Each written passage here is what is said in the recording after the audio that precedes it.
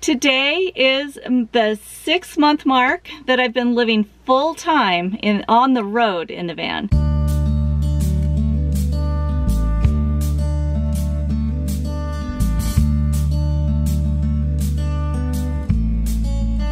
So I moved into the van May 23rd of 2017, and I hit the road. What I called my launch date was August 24th. Today is February 24th of 2018, and I have been on the road enjoying this wonderful country of ours for a full 6 months. Since taking off in August, I have been to a dozen national parks.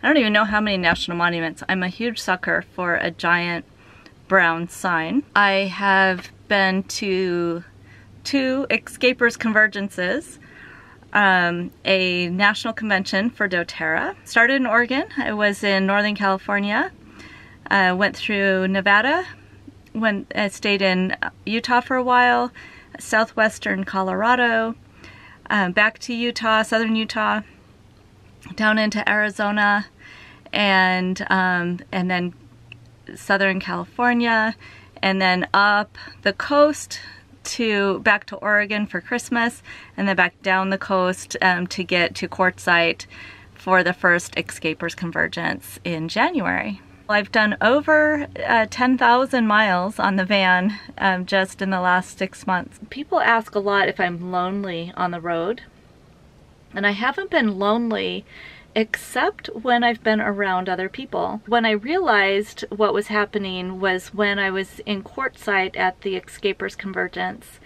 I was walking to the main group one day and I felt this wave of loneliness. I realized that it's when I'm with other people and not feeling connected. When I'm just by myself, I actually have so many interests. I have supplies for crafts that I haven't even gotten into on the road that I've just been carrying around. Haven't had time to do my crafts. I have so many things that I'm interested in that I just really don't have time to even think about being lonely. And it's not that I'm keeping myself busy. It's not a busyness. I actually am not a fan of busy. It's more just a deep interest in my life and what I'm doing. So that's probably the most interesting to me thing that I've learned. One of the most surprising things for me has been the community that I've found on the road. I have been so much more social since I left in August than I ever was in a house. I've certainly drank a lot more alcohol than I ever have, because what happens is you meet people on the road and they invite you for happy hour. I don't drink a lot, but I do drink a lot more on the road than I ever do in a house.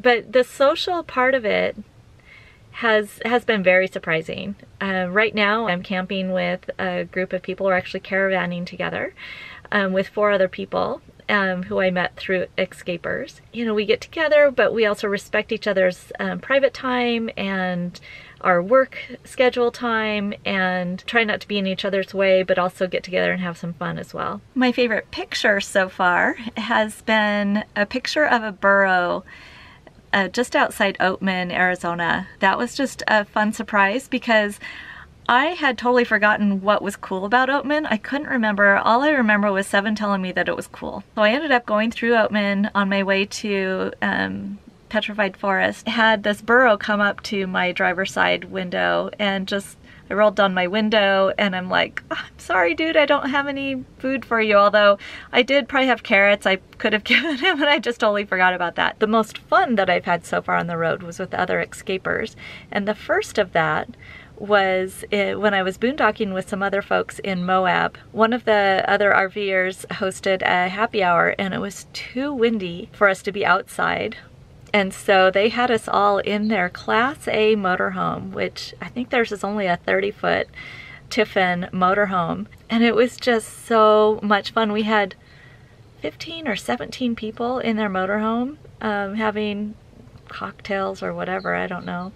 I think I was having a cider, back to drinking more than I normally do. That happy hour turned into a crazy dance party going until like 10 or 10:30 at night. And my favorite thing was Jen, the host. She has a dog named Shorty, who is a combination of a golden retriever and a corgi. So picture a very short golden retriever. And anytime Jen would dance, Shorty would get up and dance with her. And it was so cute and so funny. I had ridden my bike over to the happy hour because I was bringing some snacks to contribute, and I didn't want to carry them. I was about a quarter of a mile away. So here I am in the desert. I forgot to put on my bigger headlight, so I just had the little button light that doesn't really illuminate very well, and I think I only had my phone as far as like a flashlight, so I wasn't super prepared. And again, it was super windy, and it was 10 or 10:30 at night, and I'm trying to get back to the van, and I could not find the van. I couldn't see well enough to find the van, and so here I am in the middle of the desert riding my bike through on this dirt road on BLM land, and I go way past my van. I'm going back and forth trying to find my van. I was like, oh, I'm just gonna go back to the happy hour place and see if they can help me find it. But I did find it when I headed back.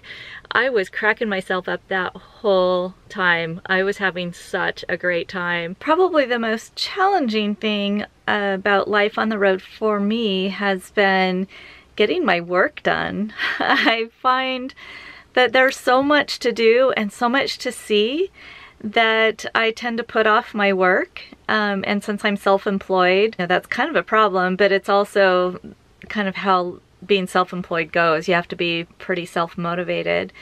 And adjusting to life on the road while I am trying to network with people and share the message of self-empowerment with your health has not really been a focus for me the last 6 months. Safety hasn't really been that big of an issue for me. There's only been 1 or 2 times where I felt so uncomfortable that I decided to move. That's one of the reasons that I'm in a self-contained van instead of a trailer. I'm traveling with my friend Becky with Interstellar Orchards right now, and she's in a little casita that she pulls with a truck. That hasn't been an issue for her either.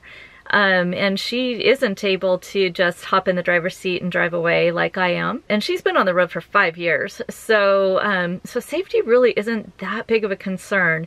I know people think that it is, but it really isn't that big of a deal, especially if you just really tune into your surroundings and listen to your intuition. In the last 6 months, I have spent $382.50 on camping fees. That's a little bit high, I think, for the style of camping that I like to do. And the reason it's so high is because I've had to drive through California a couple of times, and in areas where it's just impossible to find boondocking, where boondocking really isn't legal, and there aren't any really cheap options available for camping. I'm hoping to decrease that amount quite a bit. There's a couple of things that I'm really grateful for with my 6 months on the road. One is just the amazing friends that I've met. I feel like I'm closer to the people I've met on the road, and I think part of that is when you start to caravan with people, you're practically living with them. One of the interesting things to me is that the conversations get deep really quickly when you're fellow RVers. And so you don't do that small talk. It's funny because weather is kind of a big deal to us because we live pretty close to the weather, and yet we rarely talk about the weather unless it's actually affecting what we're doing or where we're going. I mean, this week, certainly my friends and I have been talking a little bit more about the weather because we're in this major cold snap in Southern California, and so we're trying to figure out where to go next that isn't going to be 20 degrees so that our pipes don't freeze. But in general, we talk about the stuff that matters in life, and that's been really nice. And I'm also just really grateful that I have the freedom to do this, because this is really a wonderful, wonderful way to live. I hope you enjoyed this glimpse into my 6 months of full-time on-the-road van dwelling. This is Joni with TheGalavan. Enjoy your journey.